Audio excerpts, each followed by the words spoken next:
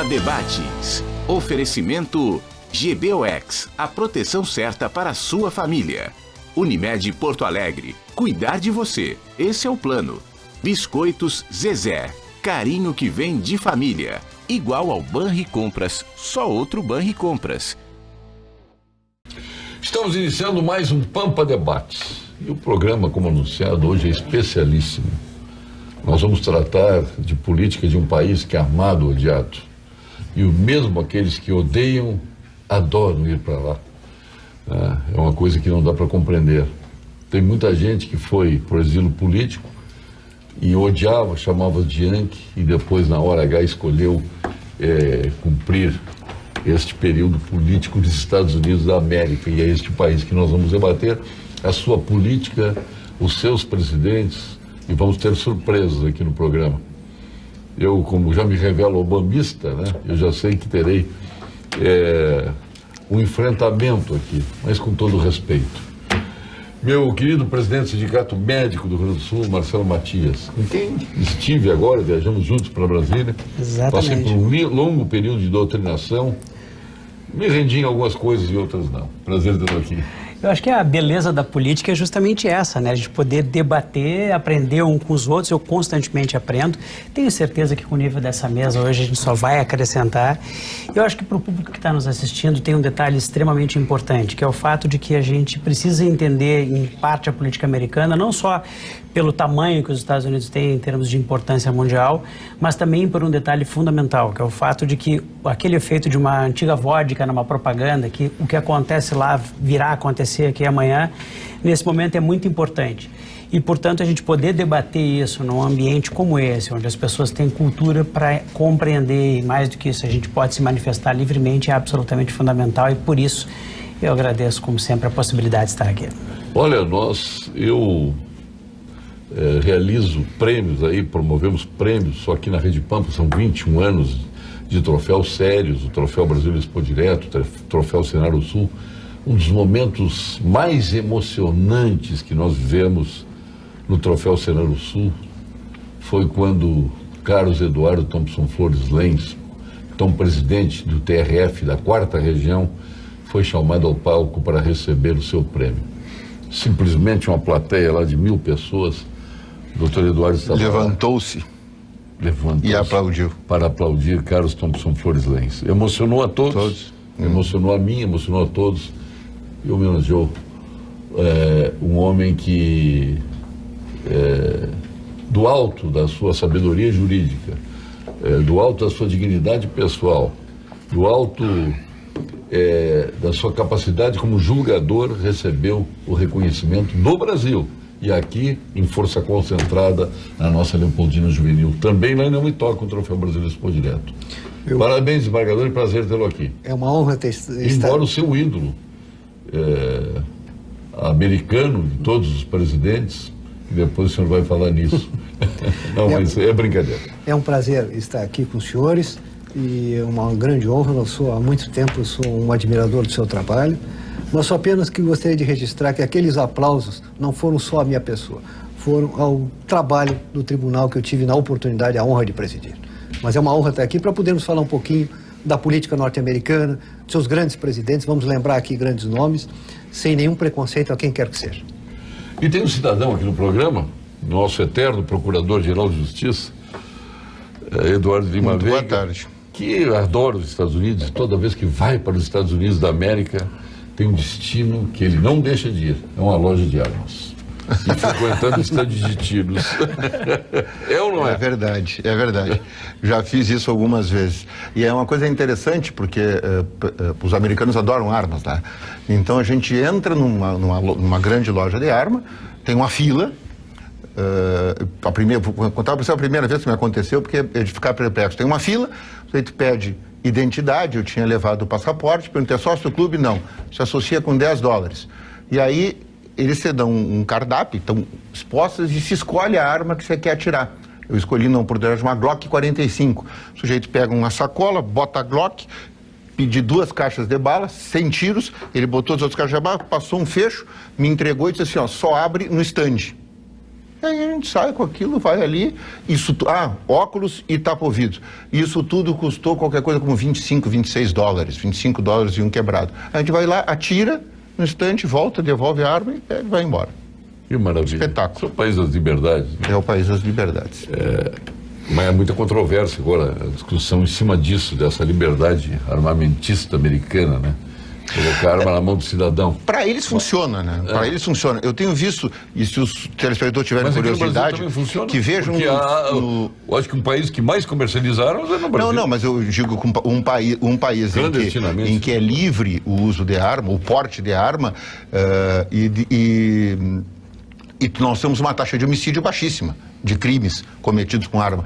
Mas procurem, não sei se é First Amendment Audit ou Second Amendment Audit, eu não me lembro se é a primeira ou a segunda. É a segunda. É a segunda, que é o direito de portar armas nos Estados Unidos. Tem americanos que se colocam armas exposta ou veladamente, dependendo da legislação local, e saem para a rua caminhando para provocar a polícia para poder exercer o seu direito de carregar arma. Aí sempre dá um estresse com a polícia, e aquele estresse então é superado ou nas cortes ou ali no momento, porque eles querem garantir o direito constitucional de poder portar arma.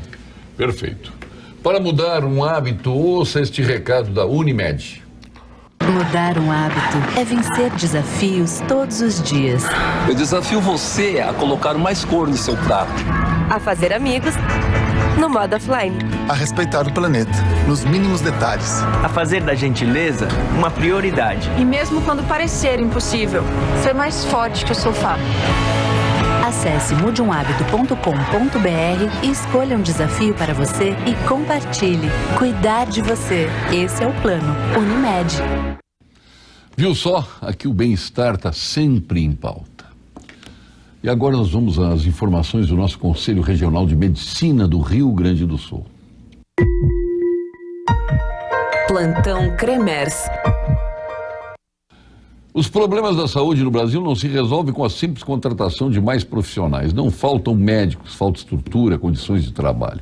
A abertura indiscriminada de mais faculdades de medicina tem feito a qualidade da formação cair consideravelmente. Precisamos priorizar a excelência. É isto que o Cremers defende. Acesse por maissaude.com.br e saiba mais. Eu prefiro chamar de faculdade do que curso, né? Eu acho o curso extremamente ideológico, né? E o presidente do Cremers concorda comigo, o doutor Eduardo Trindade. Atenção, cooperado Unicred. Com antecipação do 13º salário, você leva mais benefícios à sua empresa e tranquilidade dos colaboradores. Um produto pensado para você evitar a descapitalização e manter o fluxo de caixa sem alterações, com pagamento parcelado e taxas especiais. Para saber mais, ligue para o seu gerente da Unicred e garanta, assim, um final de ano mais próspero. Avios do Mundo, doutor Eduardo. Avios do Mundo é como todos nós, apaixonados por vinhos. Apreciamos os melhores Malbecs argentinos, o nosso singular Cremenero chileno, que é espetacular, os tradicionais vinhos de Portugal, os inconfundíveis champanhes da França e a melhor expressão da nossa Serra Gaúcha. Para que isto seja uma realidade, aproveite os melhores rótulos do mundo e saiba mais em www.vinhosdomundo.com.br. E agora eu frequento a da Lipe César. Da Lipe César? Da Lipe César. E eu aqui do Menino Deus. Mas eu quero reservar este momento para que o nosso presidente do Sindicato Médico anuncie o nosso próximo quadro, a nossa próxima atração aqui no Pampa Debates. Vamos agora então ao quadro Saúde com o Dr. Gilberto Schwartzman, meu professor. Olá, Paulo Sérgio, como é que vai? A sua diretora executiva, Viviane Vasques, aquela moça bonita, já fez 40? Ela não parece, mas se ela já fez, por favor, peça que ela não deixe de fazer a sua mamografia, certo? É a melhor maneira de prevenir o câncer de mama. Um forte abraço, Paulo Sérgio. Para o Gilberto também. Esse é o mais premiado oncologista brasileiro no exterior. Sem dúvida. Tem de prêmios. Inclusive foi plantada uma árvore, um plátano ontem, na Faculdade de Medicina em sua homenagem. É mesmo? Sim, é a árvore clássica da medicina. Parabéns ao Dr. Schwartzman, então. Veio, inclusive, se não, eu não quero errar de onde é que ela veio. Eu prefiro evitar isso, mas foi plantada uma árvore em homenagem dele. Mas ela não fala português, em resumo é isso. Certamente não. Veio do Canadá, é um álamo. Não, mas não é do Canadá. Eu infiro que seja algo da Grécia, algo por aí, onde veio o plátano para ser plantado aqui em nome do Dr. Gilberto Schwartzman. Agora, vamos começar o nosso debate aqui, primeiro questionando os senhores entre democratas e republicanos. Qual é a sua preferência, desembargador Thomson Flores? A minha preferência é por estadistas, e teve tanto em um quanto em outro, né? Tivemos Ronald Reagan, republicano, tivemos Franklin Roosevelt, tivemos Theodore Roosevelt, que era primo dele. Então nós realmente colhemos os estadistas de ambos os partidos. Isso eu acho que é a riqueza. Mas aí o senhor falou em republicanos. Não, republicanos e democratas. Sim. Eu acho que a riqueza da democracia americana é isso. E essa riqueza de nomes americanos dentro dos democratas, quais aqueles que o senhor citaria? Eu começaria com Franklin Roosevelt. Com Franklin Delano Roosevelt. Franklin Delano Roosevelt. Para ficar, digamos, no século XX, né? Foi a grande figura, foi o homem que tirou os Estados Unidos da crise de 29, liderou ele praticamente toda a Segunda Guerra, veio a falecer 40 dias antes do término da Segunda Guerra Mundial. Foi a grande liderança democrata, sem dúvida nenhuma, do século XX. Foi o homem que pegou o pós-crack de 29, exatamente, né? Estabeleceu um processo de crescimento. E as lideranças republicanas, quais que o senhor colocaria no topo? No século XX, vamos começar com Theodore Roosevelt, que era primo de Franklin Roosevelt, de quem, inclusive, ele foi secretário assistente da Marinha, né? O Franklin. E ele teve uma grande experiência, a sua primeira grande experiência na política do Franklin foi ao exercer esse cargo. Depois, estamos falando dos republicanos. Depois, inegavelmente, depois da crise de 29, com o presidente Herbert Hoover, os republicanos ficaram muito tempo afastados da presidência, né? Eles ficaram de 1930 e só retornaram depois na sucessão de Harry Truman, que sucedeu o presidente Roosevelt, com o general Eisenhower, né? E aí o general Eisenhower fica 8 anos, onde Richard Nixon vem a ser o seu vice-presidente, talvez o mais jovem vice-presidente dos Estados Unidos. E posteriormente Nixon perde para Kennedy por uma estreita, cerca de 100 mil votos, a eleição de 1960, e em 68 é eleito presidente dos Estados Unidos e reeleito com a maior, até então, na época, landslide victory, quer dizer, a maior vitória eleitoral, quando ele é reeleito em 1972, né? Onde ele vence o senador McGovern, se não me falha a memória. Então, eu diria que depois temos também um nome que não tem como esquecer, que foi Ronald Reagan, que já tentou disputar com Nixon lá atrás e não conseguiu, né? Então, eu diria que esses são os grandes nomes. Ele não chegou a disputar a convenção, não? Não chegou a disputar. Não chegou. A mesma questão vai para o nosso presidente do Sindicato Médico, Marcelo Matias. Para mim é muito fácil, eu até não sou tão conhecedor do passado como o nosso desembargador, mas eu conheço muito mais essa... Não, eu citaria, se eu fosse para começo de conversa, para a primeira pergunta, eu diria que sem a menor dúvida, eu sou republicano até debaixo da água. Fui desde o início, porque se a gente olhar a história americana no passado, eles estavam vinculados muito mais à luta anti-escravagista, e se a gente for olhar hoje, eles são um partido muito mais liberal-conservador, muito mais conservador, porque o termo nos Estados Unidos é claramente conservador, então eu lá não teria a menor dúvida. Até porque o Partido Democrata da atualidade, isso é muito importante. Se a gente pegar os últimos 3, 4 anos do Partido Democrata, ele se transformou na ala mais extrema-esquerda do PSOL. E é importante as pessoas terem ideia, porque a gente costuma conversar política com as pessoas, e as pessoas dizem o seguinte: não, nos Estados Unidos não existe esquerda. E aí eu digo, se as pessoas dizem que não tem esquerda nos Estados Unidos, é porque não conhecem o Partido Democrata atualmente. É interessante isso, para a gente chamar a atenção de alguns movimentos. Se a gente pegar, por exemplo, a campanha eleitoral que está sendo feita agora, as primárias democratas, e pegar o discurso de todos os democratas que estão concorrendo hoje, e que fez, inclusive, com que o Bloomberg resolvesse entrar, porque ele sentiu que estava enlouquecido demais as primárias. Então, eu insisto, sou um republicano. O senhor entende que ele também está nessa esquerda do democrata? Não, o Bloomberg, ele é certamente à esquerda dos republicanos. Ele foi um prefeito de Nova York que certamente foi mais à esquerda do que os conservadores clássicos que tem nos Estados Unidos. Não há comparação em relação a isso. Mas ele é indubitavelmente menos à esquerda do que todos os candidatos. E a gente poderia colocar ele mais ou menos junto com o Joe Biden, mas o Joe Biden é um indivíduo que, se for para uma eleição direta com o Trump, ele já perdeu. E eu afirmo aqui agora para ser cobrado depois. Mesmo que a gente vai para as pesquisas lá e deem uma vantagem de vitória para o Joe Biden, eu tenho certeza absoluta que quando a campanha iniciar, se for ele o indicado do Partido Democrata, eles vão perder. Para todos os efeitos, respondendo a segunda pergunta, os presidentes mais importantes do meu entender, eu tenho que citar Abraham Lincoln por causa da questão da Guerra de Secessão, que foi um indivíduo fundamental para a manutenção da unidade dos Estados Unidos e, sem dúvida alguma, aquilo foi o que forjou parte do que os Estados Unidos é hoje. Poderia citar nesse aspecto George Washington, mas eu vou deixar porque é muito distante, mas eu citaria Ronald Reagan, que foi um dos principais vencedores, foi o principal vencedor, digamos assim, da Guerra Fria durante todos os tempos, da qual o Nixon participou também de maneira importante. E eu vou dizer uma coisa que dizer em público na televisão as pessoas têm medo, mas eu fico com o meu pé. Eu sou, desde o início, acompanhei a campanha, a eleição e o governo do Donald J. Trump. Eu não tenho medo de dizer isso em público, porque simplesmente é a verdade do que eu acredito. E tenho certeza que eu hoje... O senhor acha ele conservador? Acho. Acho? E isso é o mais interessante, ele dos candidatos à presidência pelo Partido Republicano nas primárias que ele concorreu, ele era o mais liberal entre todos os conservadores lá presentes. Se a gente for olhar todos os candidatos que concorreram contra ele, ele era sem dúvida alguma o mais liberal, inclusive o mais ligado ao mainstream americano. Liberal e libertino. Liberal e libertino. Não, sem dúvida, ele era exatamente o que hoje o Partido Democrata representa em vários aspectos. Apenas que ele resolveu, entre aspas, cair para o outro lado.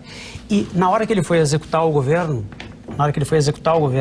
ele realmente fez um governo conservador em vários aspectos. Ele tem um lado protecionista que eu sou contra, mas eu entendo, ok, a gente pode ter uma opinião distinta, até porque ele está nos Estados Unidos, ele defende os Estados Unidos, mas... Qual era o slogan de campanha dele? O slogan era Make America Great Again.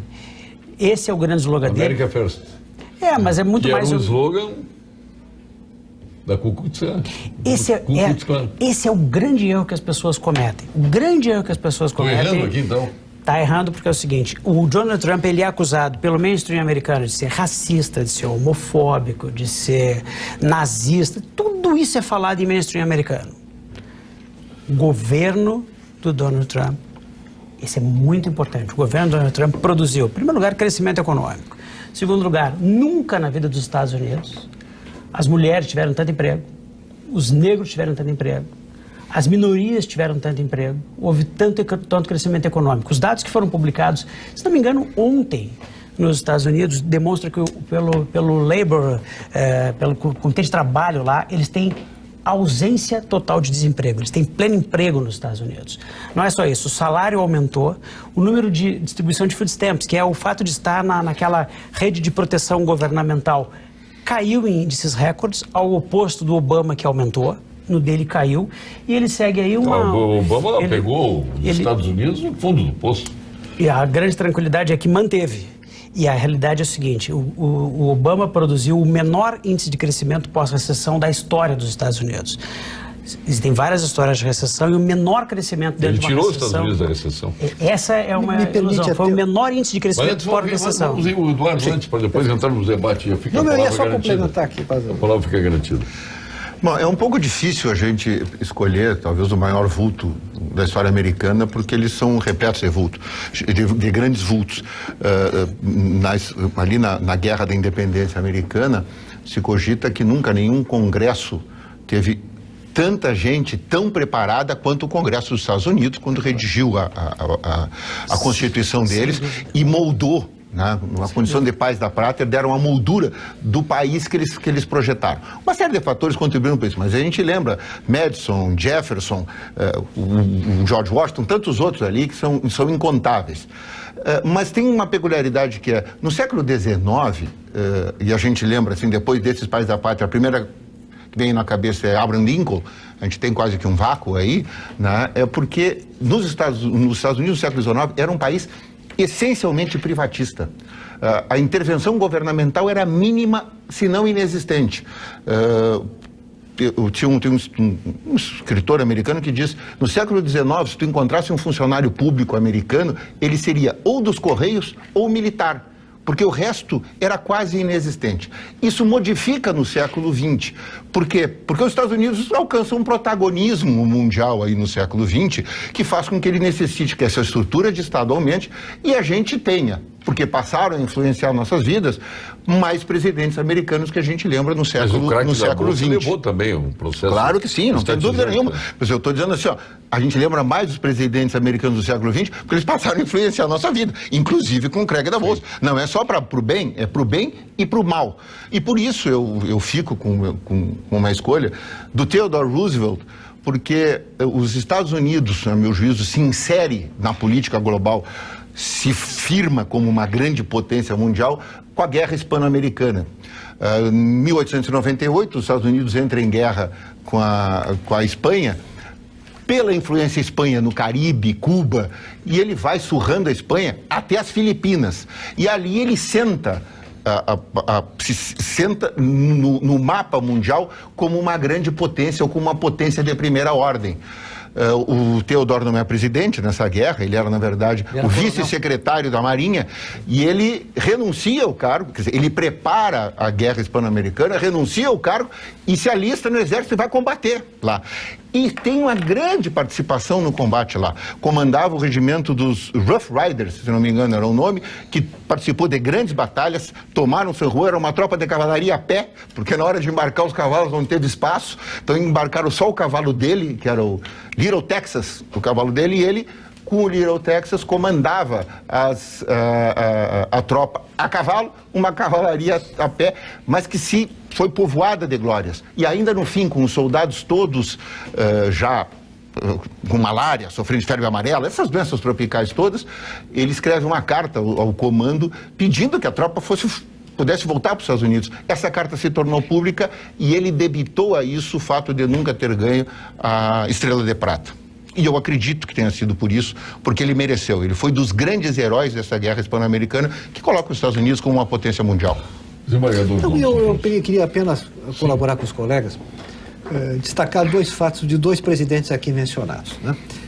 Primeiro, no caso a questão que foi trazida, o America First, do presidente Donald Trump. Isso não é um fato novo na política. Não é dele, né? Não é dele.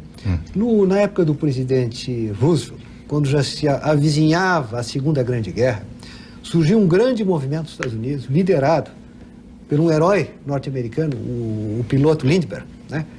Que havia feito aquela primeira viagem de travessia internacional.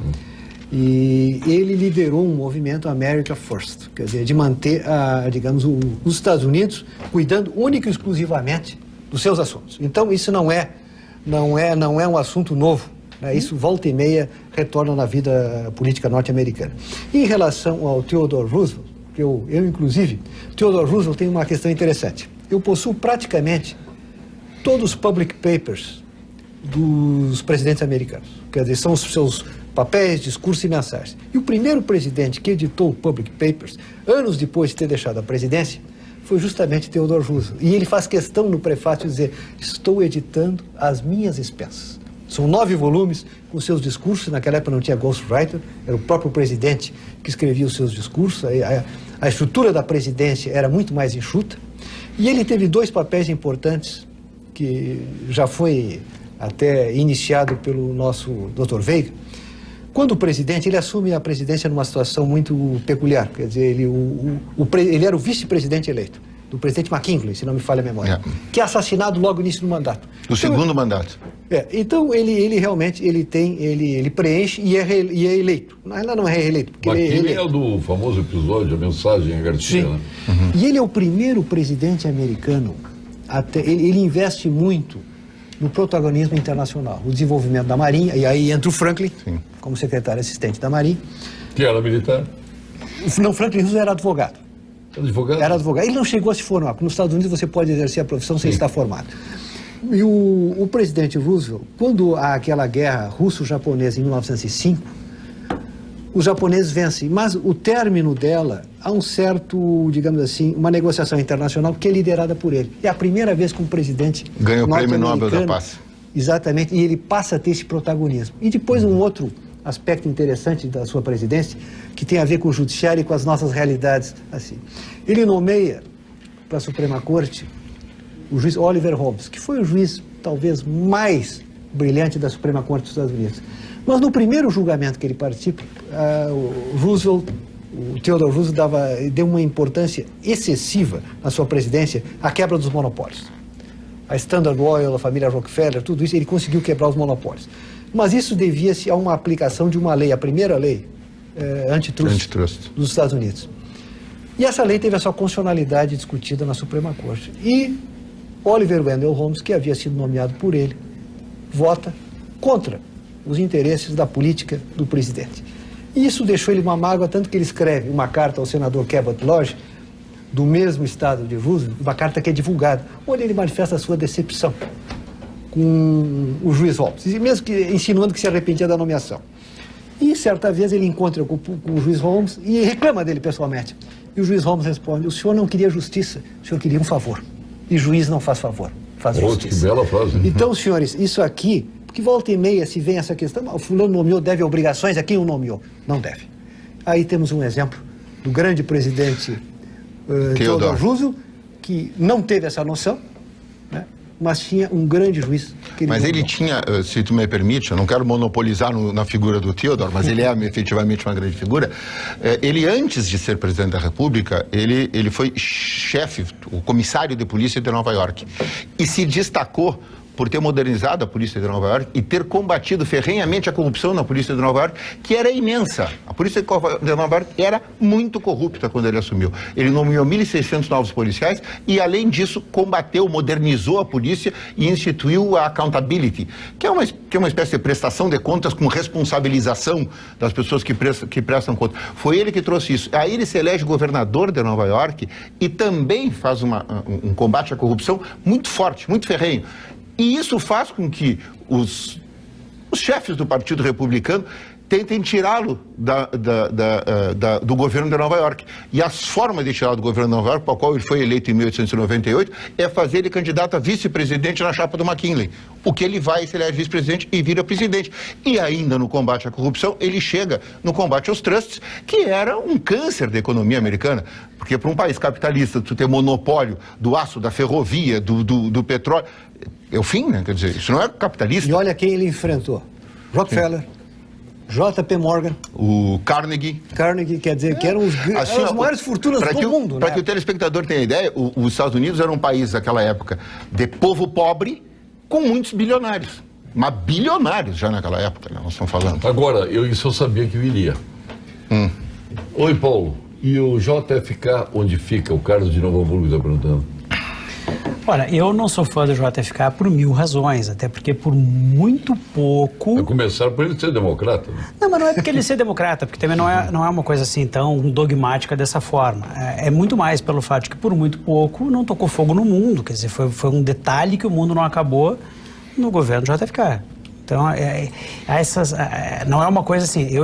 A grande diferença, eu acho que é interessante quando a gente vê o debate... O coitado podia ter destruído com Cuba, foi lá com meia dúzia de mercenários lá. Não, claro. Com vexame. Claro, mas patrocinou isso.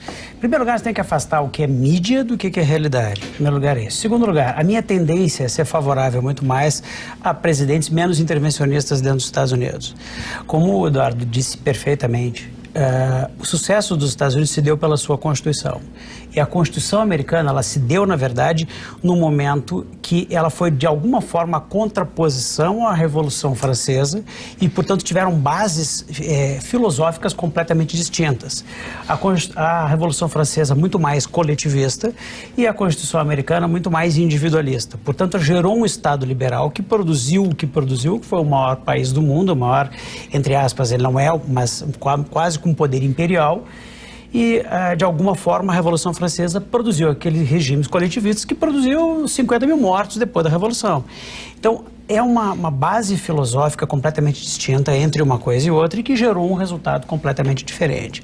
O que importa é o seguinte, que durante muito tempo, o fato dos Estados Unidos ser um país que não tinha zero welfare, e hoje em dia tem muito, principal causa da déficit público americano hoje não é guerra, não é investimento público, não é nada, é o welfare state, é a utilização de recurso público em programas sociais. Então essa é a coisa mais importante, 50% da dívida inteira deles é causada por isso. Então a minha tendência é sempre ser favorável aos governos que mais respeitaram a Constituição e, portanto, que menos interviram tanto no mercado quanto no desenvolvimento humano dentro dos Estados Unidos. Então, por isso, eu tenho uma certa restrição a governos mais democratas, especialmente os mais recentes, mas especialmente por isso. Os senhores acham que o Kennedy, ele que ganhou um protagonismo internacional e depois de morto se consagrou, a morte foi consagradora para ele? Se me permite, eu acho que o presidente respeitosamente, claro, divergido, nosso estimado. Acho que as ponderações, tem muitas ponderações certas. Kennedy, em primeiro lugar, ele redesenhou a Casa Branca. Tá? Ele trouxe um ar de jovialidade à presidência, era um homem muito bonito, era um casal muito bonito. A esposa dele era uma senhora, além de bonita, uma mulher fina. E não se esqueçam que nós tínhamos Eisenhower e Mami. Eu não estou entrando, eu estou falando apenas. Isso mostrou uma nova geração que assumiu. Eisenhower e Mami. Entra John Fitzgerald Kennedy e Madame Jack Kennedy. Camelot. Exatamente. O discurso dele de posse é histórico. E ele traz para a Casa Branca, digamos assim, uma equipe de Harvard de primeira grandeza. Né? Aquele discurso dele de posse, no célebre 20 de janeiro de 1961, quer dizer, não pergunte o que o país vai fazer por você, mas o que você vai fazer pelo país. Foi maravilhoso. Ele trouxe a questão dos investimentos sociais. Kennedy herda. Não se esqueça que no governo Eisenhower, a Suprema Corte decide que é inconstitucional a segregação racial nas escolas, órgãos públicos, etc. Mas o presidente Eisenhower ficou muito em dúvida em executar aquela decisão. Os problemas foram meio que adiados. Kennedy aceita o desafio e nomeia, uma das questões mais controversas do governo, ele nomeia o seu irmão, o Attorney General, né? Que era o procurador-geral, que é um misto entre procurador-geral da República e ministro da Justiça. Inclusive isso foi criticado na época, até porque o Robert Kennedy ele não tinha muita experiência. Via de regra, esse cargo é quase que escolhido um advogado já de experiência, ele era muito jovem e não tinha muita experiência. Mas ele vai a fundo em duas questões. O Bob Kennedy já também, grande presidente. Ele só não foi presidente dos Estados Unidos porque foi assassinado. Sem dúvida. Ele investe no combate ao crime, uma intensa, e muito da legislação do combate ao crime começa nesse período. Também essas leis dos direitos civis, e aí entra Martin Luther King. O presidente Kennedy tem esse mérito, ele iniciou esse debate. Teve lá a questão do Mississippi, houve um assassinato dos estudantes, virou um filme. Tem um filme. E ele depois... Mississippi em chamas. Mississippi em chamas. Depois tem a questão das universidades lá no sul, universidades que não queria aceitar o estudante negro. Ele exigiu, né? Ele cobrou, então, isso. Então, e colocou a Guarda Nacional na rua. A Guarda Nacional. Para executar a medida. O Exército, a questão, digamos, ele iniciou aquilo que os americanos... E Nixon depois vai prosseguir também. Eu ia dizer que Nixon fez exatamente isso. Não, mas olha aqui, a Great Society. Que foi, ele percebeu, havia uma década em que havia uma pobreza enorme nas cidades norte-americanas. E ele iniciou aí sim uma forte intervenção do Estado no sentido de procurar amenizar, né, como um lenitivo essa pobreza. E aquilo que os americanos passaram a denominar a Great Society. Né? Era um conjunto de investimentos estatais nesse sentido. Isso teve prosseguimento com Lyndon Johnson, que sucedeu ao Kennedy, era o vice dele, e depois com Richard Nixon. Porque aí nós vamos falar de Nixon. Nixon não era, digamos assim, um republicano conservador. Também nas questões de direito. Deixa eu fazer. Certamente. E ele foi considerado, inclusive, um republicano muito liberal. Mas sofreu um retrocesso. Tá, mas me deixa fazer uma... Com o Nixon e com... Me deixa fazer uma observação aqui. Peraí, me deixa fazer uma observação aqui. Eu vou discordar também. O Nixon assim, primeiro eu quero responder ao telespectador isso porque eu não citei o Kennedy. Ele não terminou nem o primeiro mandato, né? Ele foi morto com 2 anos de governo. aproximadamente. E isso fez com que ele se tornasse um mito. E é difícil a gente falar sobre mitos, né? Porque o mito atinge um tal potencial, né? Que é, assim, como é que se pergunta sempre... Foi a pergunta que eu fiz. A morte Sim, consagrou claro, ele? consagrou. Ele virou, ele foi um mito. Então é difícil a gente fazer avaliação sobre mito. Então, por isso, eu descartei. Porque todo presidente americano, embora ele tenha dito, Paulo Sérgio tenha trazido ali a crise dos mísseis, todos enfrentaram alguma crise externa séria. É verdade. Sempre séria. Nenhum se escapou disso. Porque eles são um país de protagonismo mundial. Eles são um país que ajudam e incomodam. Bill Clinton, por exemplo. Então, assim, isso não acho que merece o capítulo. Agora, eu quero fazer uma distinção, né, que o Marcelo trouxe esse assunto. Eu quero fazer uma distinção entre o modelo europeu e o modelo americano. A Revolução Francesa e a Revolução Americana. A Revolução Francesa, os ideais eram liberdade, igualdade e fraternidade. Isso implicou numa coisa na Europa, e eu prefiro o modelo da sociedade europeia, pela seguinte razão. Quando chega em liberdade e igualdade, para os americanos eles se contentam com a igualdade formal e a igualdade legal. É a criação na lei, todos são iguais, cada um agora que se vire, porque a lei é igual para todo mundo.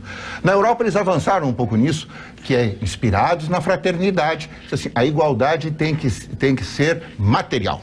Ela não basta estar garantida na lei, ela tem que ser garantida também materialmente para o cidadão, para que ele possa ser iguais uns aos outros. E aí a gente chega no welfare state. Por que você criou o Estado de Bem-Estar Social na Europa, que alguns dizem assim, fracassou? 70 anos depois de produzir aquela sociedade que ele produziu, eu dizer que ele fracassou, eu estou descarrado da realidade. Tem problemas de financiamento, criou dívida, claro que sim, pode ter exagerado, precisa retroceder em alguma coisa, estou de pleno acordo. Mas ele produziu sociedades muito mais igualitárias, devido à liberdade que todos têm na igualdade legal, do que os Estados Unidos criou. Vou pegar um exemplo crítico, assim, um sujeito que nasce na Noruega, ele vai estudar, não interessa de onde ele veio, no mesmo colégio, e vai ter a mesma excelente educação. Nos Estados Unidos já não é assim. Tu pode estudar onde tu quiseres, mas tu vai ter dinheiro para pagar para estudar onde tu queres.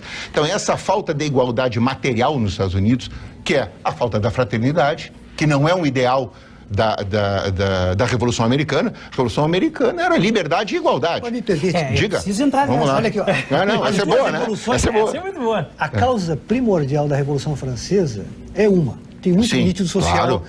Claro nos Estados Unidos foi econômica. Sim. A opressão dos impostos. Começou por ali. Sim. O imposto do chá, e depois vieram as outras questões. Então já começa ali.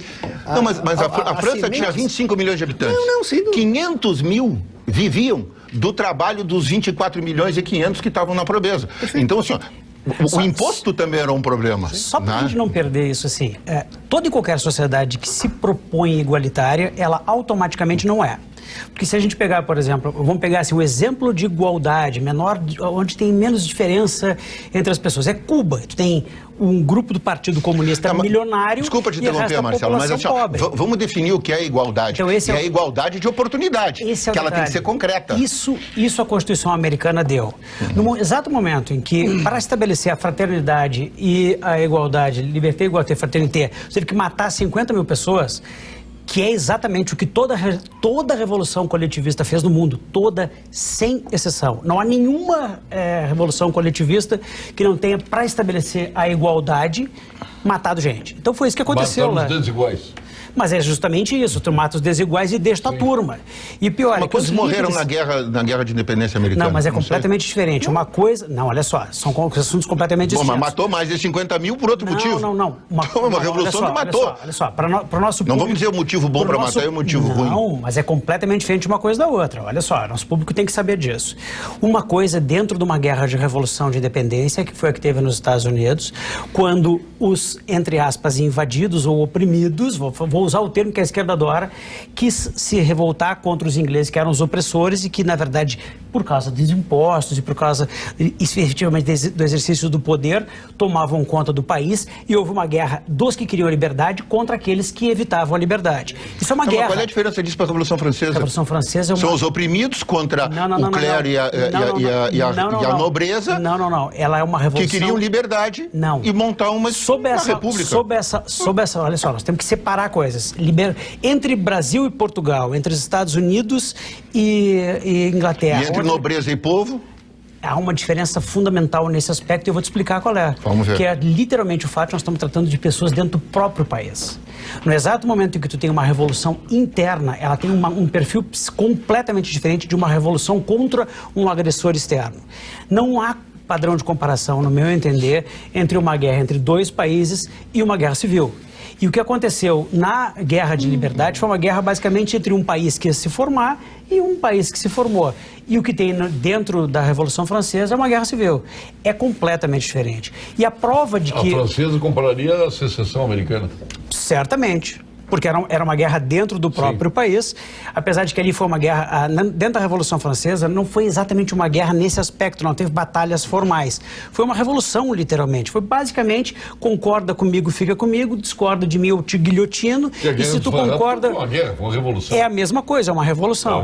É uma revolução como foi a Revolução Francesa. Já a Guerra de Independência Americana foi uma guerra de independência. Revolução é... Que também fazia a mesma coisa. Se tu porque assim, ó, para os britânicos e para alguns americanos, eles eram britânicos. Então, assim, ó, tu tá comigo, ótimo, senão tu é fuzilado. Quero de um lado, quero do outro. Sem dúvida, mas acho que é muito Porque essa guerra não teve prisioneiros, mas né? eu acho que... Não. Nenhuma delas teve prisioneiro. Não, nenhuma delas teve prisioneiro. Então, mas é importante separar as coisas. Não, tá bem, eu não consigo ver a diferença. Separar. Não consigo ver a diferença de uma e de outra. Mas o que eu quero dizer... É importante separar. O que eu quero dizer... O homem deu doutrinário. Não, tá bem, mas o que eu quero dizer assim, ó, o que é importante é que assim, a igualdade que prega os Estados Unidos não é a mesma europeia. A igualdade formal, essa, não basta.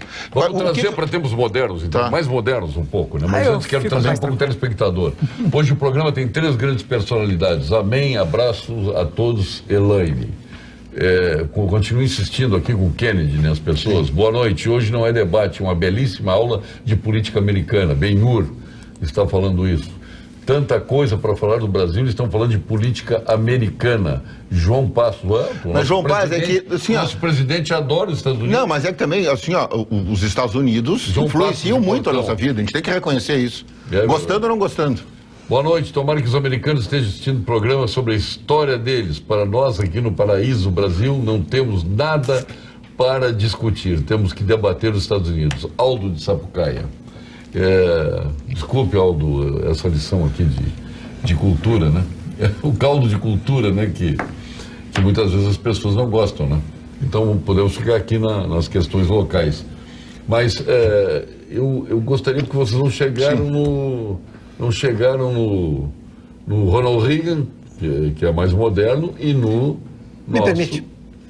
E no seu ídolo, né? Não, porque o senhor estudou muito. Eu estou curioso para saber os motivos que levam o Kennedy a estar nesse rol. O Kennedy não, para o Nixon. Estão falando em que ele foi o Nixon. O Nixon, não, eu não vou dizer que ele seja meu ídolo, isso não. Mas eu estudei muito o caso Watergate e estudei muito a vida de Richard Nixon. Nixon foi o presidente, tido, seja por aliados, seja por adversários, como o presidente mais preparado dos Estados Unidos depois do pós-guerra. Né? É um homem que escreveu 6, 7 livros, né? Reconhecidamente uma autoridade em política externa. Foi mencionado aqui a queda do Muro de Berlim. Muito bem. Na queda do Muro de Berlim, se nós nos lembrarmos, nós temos uma foto célebre. O chanceler alemão, Helmut Kohl, o secretário-geral do Partido Comunista, que é o premier russo, que era o Gorbachev, mas entre os dois estava ninguém nada menos que o Richard Nixon, que teve certamente com a sua experiência, essa fotografia rodou o mundo, não é à toa que ele estava presente. Ele como presidente, ele não foi um presidente republicano no sentido tradicional, né? Ele retirou os Estados Unidos do sistema Bretton Woods, ele terminou a Guerra do Vietnã, que foi iniciada pelos democratas, né? Ele sempre lembrava isso. O período Kennedy começou, depois, com bastante intensidade no governo Johnson, levou isso, foi que Johnson desistiu de concorrer à eleição em 68.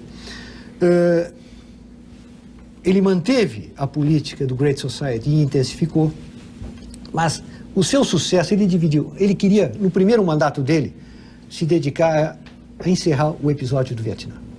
Ele colocou isso como esse câncer que estava afetando o dia a dia norte-americano, as universidades, aquela crise com os... Ele resolveu perder a guerra. Ele precisava resolver isso. Ele disse, não, nós precisávamos encerrar essa guerra. Ele perdeu a guerra. Bom, isso aí é uma concepção, digamos assim, eles não queriam sair, digamos, expulsos de lá, né? E depois, no segundo mandato, ele cuidaria de algo que ele não teve tempo, porque aí o caso Watergate simplesmente o solapou, que seria a grande descentralização administrativa que havia necessidade nos Estados Unidos, uma grande desregulamentação. E isso foi feito por Ronald Reagan. Ronald Reagan praticamente importou boa parte do ministério de Nixon. Mas Nixon, no plano internacional, no ano de 72, ele tem 2 gestos fundamentais que moldaram o mundo de hoje. Em fevereiro de 72, ele faz a visita histórica à China, onde ele faz aquele aperto de mão a Mao Tse-tung, que em 2012 completou 40 anos e eu não vi uma notícia de jornal sobre isso. Qualquer presidente, ele mesmo disse, que tivesse feito isso, teria sido linchado nos Estados Unidos. E ele disse, só eu, com as credenciais anticomunistas, poderia ter feito isso. Não se esqueçam que em 67, antes dele se eleger presidente, ele escreve um artigo na Foreign Affairs, a mais importante revista de ciência política e relações internacionais norte-americana, onde ele sustenta a necessidade da aproximação da China até para resolver o problema do Vietnã. 2 meses depois, em maio de 72, ele faz a histórica visita a Moscou. Era a primeira vez que um presidente norte-americano ia a Moscou e assinou o primeiro tratado de limitação de armas. Então, esses 2 eventos o credenciaram para a reeleição que se deu no final do ano. Então, essas duas, tanto que ele no final, pouco antes de falecer, ele disse, eu serei lembrado na minha existência por 2 coisas, o Watergate e essa visita à China. Espero que esta última prevaleça sobre a primeira. Mas então, digamos assim... Boa noite, senhores. Baita Quero fazer um contraponto. Parabéns e obrigado, Sônia de 2 Irmãos. Posso fazer um contraponto? Claro. Não vamos esquecer que quando ele resolve, ele muda o olhar americano sobre em favor da China, o que era uma coisa conjuntural, assim, ele precisava se aproximar da China, ele abandonou Formosa, que os Estados Unidos, como instituição, como país, jurou que jamais abandonaria. Abandonou Formosa com tudo. Abandonou a indicação dela para a Organização das Nações Unidas, ele traiu toda a doutrina americana que vinha antes e traiu um país que foi aliado dos Estados Unidos incondicional durante muito tempo. Esse é o primeiro ponto. Segundo, ele junto com o Kennedy, o Eisenhower, o Kennedy depois... O Lyndon Johnson. E ele criaram os famosos Pentagon Papers, onde são mais de 1.400 folhas, tem um filme sobre esse assunto, vários livros escritos, em que o Pentágono produziu, o Robert McNamara encomendou, para que ficasse registrado toda a guerra do Vietnã. E os Estados Unidos sabia há muito tempo que não venceria aquela guerra. Que com os recursos, tu pode jogar uma bomba atômica e liquidar com o país, mas isso estava fora da cogitação, que pelos meios normais eles não venceriam a guerra, e isto foi por todos esses presidentes, inclusive pelo Nixon, mentido para o público, para o Congresso americano. Isso é uma traição à pátria sem tamanho. E depois, por fim, tem o caso Watergate, quer dizer, um presidente que vai se reeleger e usa de meios ilícitos, ilegais e criminosos para espionar seu adversário, está condenado na história. Tenha ele feito o que tiver feito. Está condenado na história. Não, outros erros não justificam esse. O mais conhecido dos Estados Unidos na era moderna é Robert McNamara. Por quê? Desconheço do que nós estamos falando. Quem? Não, eu desconheço. Robert era o secretário de Defesa. Secretário de Defesa. E foi o cara que comandou, num primeiro momento, a grande escalada da Guerra do Vietnã e depois a distensão da Guerra do Vietnã. Pois é. Foi as duas. Só para não perder o... Mas por que tu desconhece? Tu não gosta do McNamara? Não, é que eu sou um cara, não é que eu não gosto ou desgosto, não é isso. Eu apenas desconheço, não tem problema. Na verdade, eu conheço muito mais a política americana mais atual. Se pegar nos últimos anos, eu sei toda a atualidade da política americana. Por isso que eu estou envolvido com a eleição americana, com o governo. São secretários que vieram do Kennedy, né? Sem dúvida. Mas é por isso. Eu sou menos estudioso do passado. Eu acho... Paulo Sérgio, abraço especial aos meus colegas Eduardo Lima Veiga e Marcelo Matias. Muito bem. Um abraço, Rovício. Mas se me permite, assim, isso para mim é tão sério, assim, porque nós estamos falando de um país assim, que é o exemplo de democracia para o mundo. Quer dizer, e você tem nesse conceito de exemplo de democracia para o mundo. Quando o sujeito resolve burlar a eleição, as regras eleitorais, isso é muito sério. Nós não estamos falando aqui de um país eco qualquer, que eu não vou querer dizer, nós não estamos falando aqui da Bolívia. que teve agora uma fraude eleitoral sem tamanho. Nós estamos falando dos Estados Unidos. Então, se o Trump, é verdade, cogitou depressionar o presidente da Ucrânia para saber coisas e comprometer o seu possível adversário no futuro, se ele efetivamente fez isso, o legado dele está comprometido. Ele traiu o país, a democracia e os cidadãos que ele pretende representar. Pode ficar tranquilo, claro. Porque foi lido toda a transcrição da ligação do Trump, agora pegou o assunto que eu manjo no detalhe. Foi lida toda a transcrição da ligação que ele fez para o presidente Zelensky, que é da Ucrânia. Simplesmente, todas as pessoas que foram lá na comissão da pública dentro da Câmara de Deputados americana, que foram só chamados democratas, não foi chamado republicano, todos, em nenhum deles saiu agora o relatório do Adam Schiff com 300 páginas, não há nenhuma evidência, só assentimento. Mais do que isso, ontem ou anteontem, acho que foi anteontem, teve lá 4 grandes juristas norte-americanos que foram dar sua opinião. Foi extremamente divertido. Muito interessante. Foi extremamente divertido, porque 3 deram sentimentos, uma delas fez uma atrocidade com relação ao filho do Trump, uma coisa absolutamente inaceitável, mas quando um deputado americano perguntou, escuta, qual é o fato que tem dentro desse processo que mostra que isso aconteceu? Ficaram em silêncio. E um quarto, que é literalmente o único que foi indicado pelos republicanos, mas é um cara democrata, simplesmente teve que dizer assim, ó, não concordo com nada que foi dito, apesar das credenciais de vocês. Só para não perder, acho que é importante a gente citar isso, porque ninguém sabe no Brasil isso praticamente. Mas sabe quem é que fez muito pior do que o Nixon fez em Watergate? Porque o Watergate, na verdade, o que aconteceu foi que o Nixon tentou segurar aquilo, não há uma prova textual de que ele tenha feito aquilo. Eu ia dizer isso aqui. Né? Não houve. Sabe quem é que fez isso? Barack Obama. Sabia disso? Então eu vou te dizer o que aconteceu. Isso é importante, estou dizendo na televisão, portanto eu tenho responsabilidade sobre o que eu vou dizer aqui agora. Simplesmente, na campanha eleitoral, durante a campanha eleitoral, a gente tem pessoas dentro do FBI que disseram que precisavam de uma política de proteção contra o Trump. Disseram exatamente isso. E, em cima disso, o FBI fez o que se chama de FISA applicants. São juízes que fazem, na verdade, tem a possibilidade de, sem a defesa, poder indicar que alguém seja perseguido, seja gravado e perseguido dentro dos Estados Unidos. E para que convencer esses juízes, foi utilizado um dossiê de um cara chamado Richard Steele, que é um espião inglês que recebeu do Partido Democrata.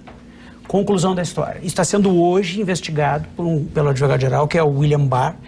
E isso aí vai explodir dentro do Partido Democrata e vai sobrar para Obama. Porque todos sabiam dentro do Partido Democrata que eles estavam utilizando a máquina pública americana e não a máquina privada, como foi o Watergate, a máquina pública americana, em cima de ordens judiciais fake, produzidos por um dossiê fake, pago pelos democratas. Mas quem invadiu no Watergate eram servidores americanos. Mas é que do serviço secreto. Deixa eu só te dizer. Era serviço secreto. Isso é máquina pública. Mas deixa eu só te dizer.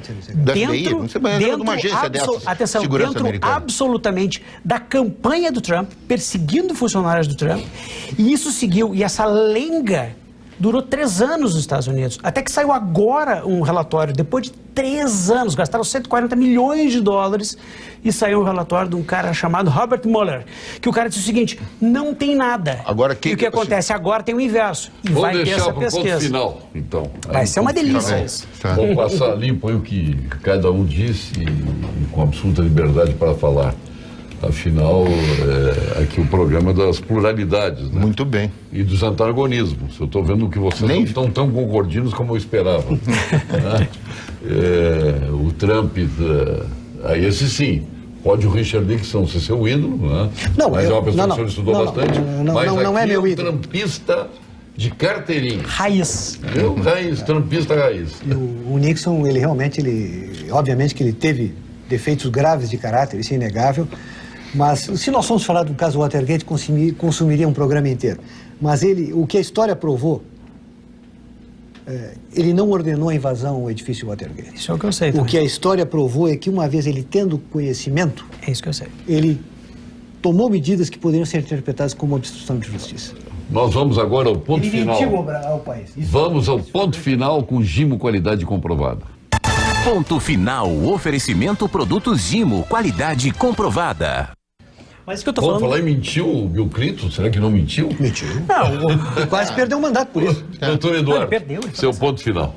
Bom, agora sou eu que desconheço tudo isso que o Marcelo Matias disse aqui, eu desconheço. Mas se for verdade, não tem problema nenhum para mim. Macula o mandato do Obama. O sujeito, para ser presidente da República, o mínimo, o essencial, a primeira coisa que ele tem que fazer é se submeter às regras democráticas pelas quais ele vai ser eleito. Se ele burla essas regras, ele não é digno do cargo.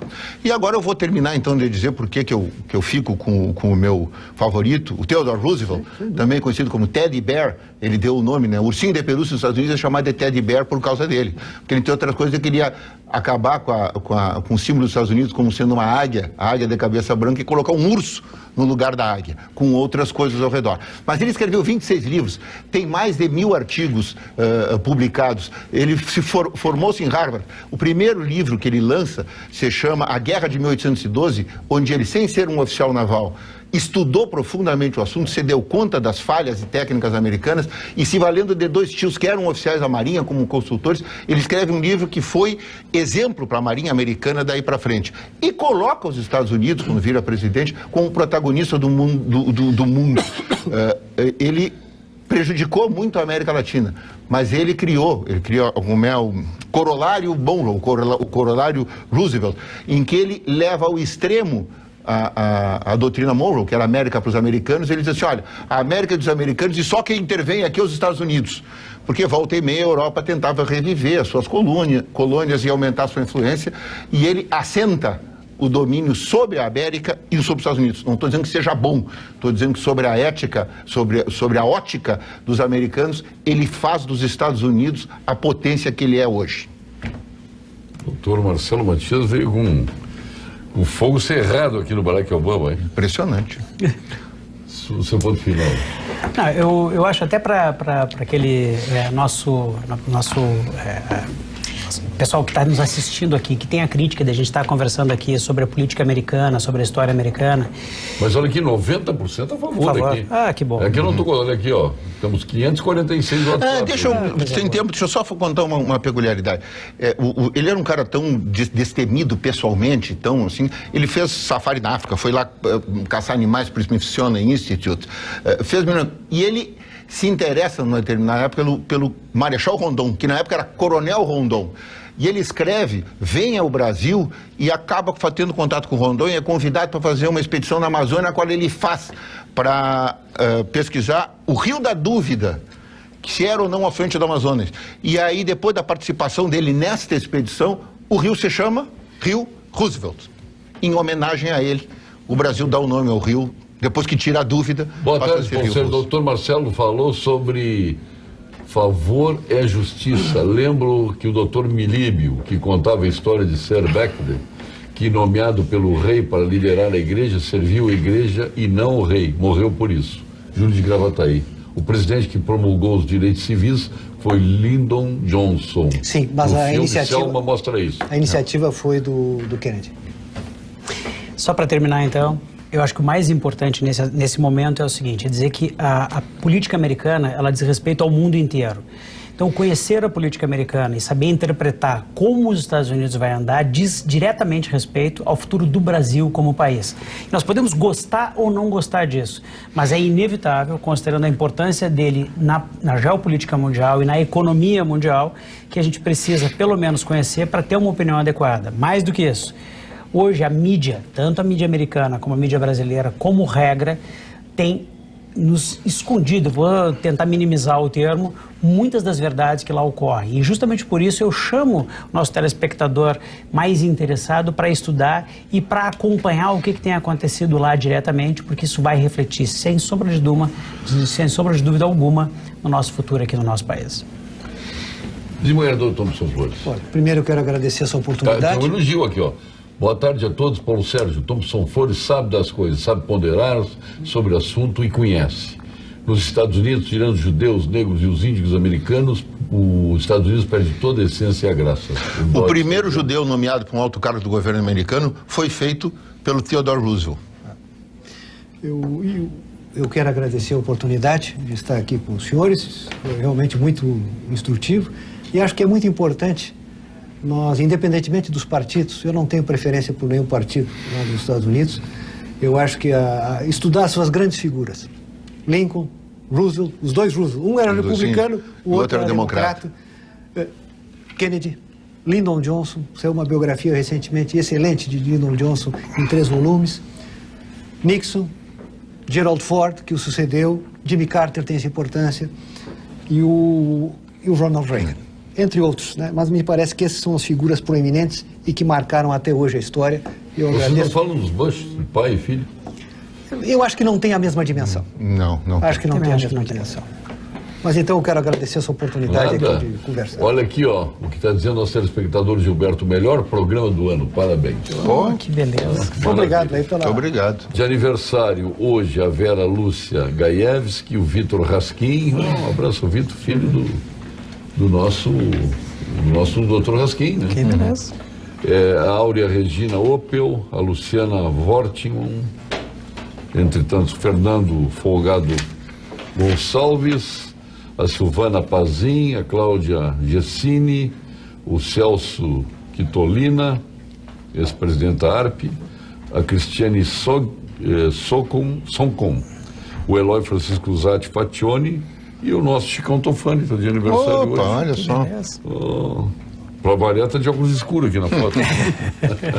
Nossa, sua continência vai para quem? Vai pro Theodore Roosevelt.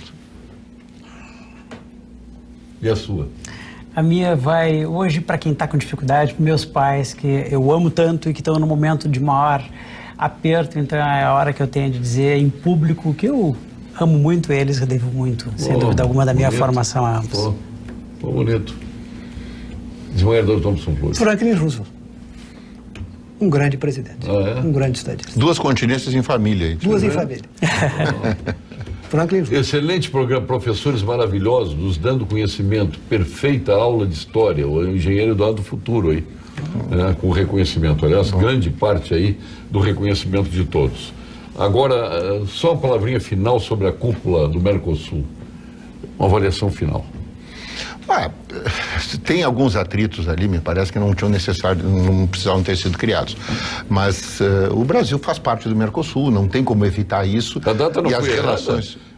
Com 2 presidentes saindo? Claro, mas é que também é difícil o seguinte, isso deve ter sido marcado com muita antecedência. Sabe que tem eleição, né? Não, mas foi marcado com muita antecedência. Então seria uma descortesia também com os atuais presidentes cancelar a reunião, porque, olha, os atuais esfriar o café deles. Os atuais deveriam ter convidado os eleitos. Mas sempre há algumas questões paroquiais que são difíceis de ser vencidas.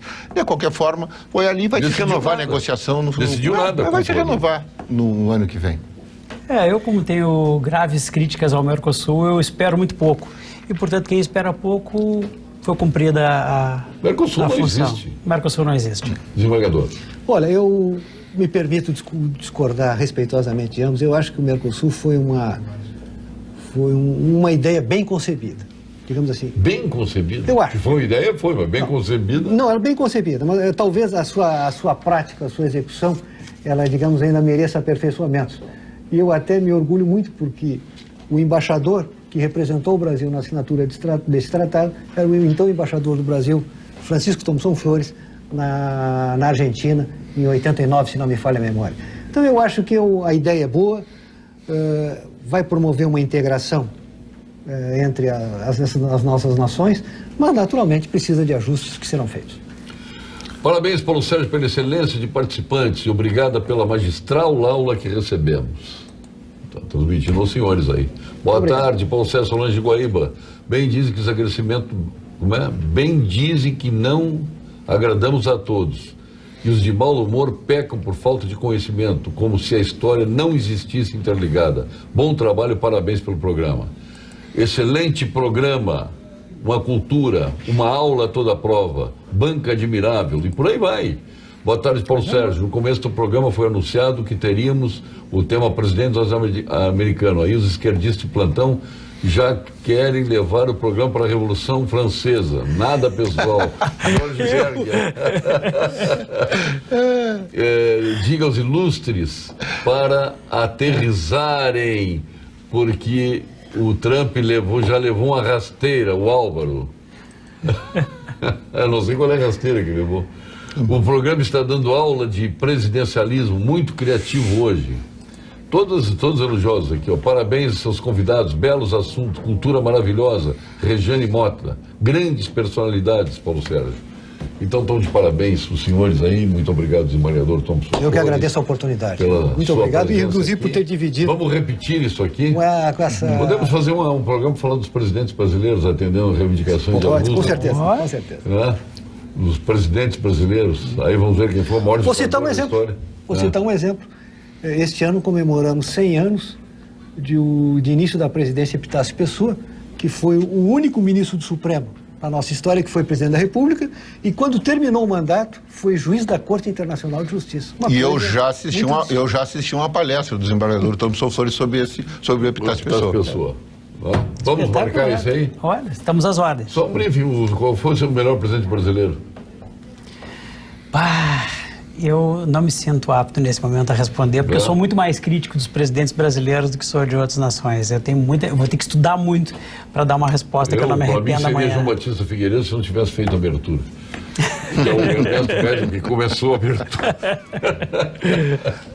Mas muito obrigado a todos. Hoje é sexta-feira, né? Acabou assim com esses convidados especiais, debatedores especiais, porque aqui ninguém é convidado, todos já são participantes do programa Pampa Debates.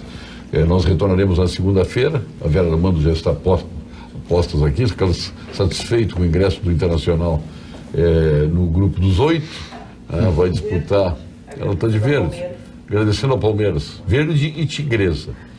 Então vamos agora ver um final muito triste para o Cruzeiro de Belo Horizonte, né? Infelizmente, mas milagres podem acontecer. O próprio treinador do Atlético, do Cruzeiro já disse isso. Então vamos torcer para que isso aconteça, porque é muito triste ver uma equipe, um clube como o Cruzeiro, assaltado e pior, desclassificado. Ficou uma situação terrível para o Cruzeiro de Belo Horizonte. Até segunda-feira com mais um Pampa Debates.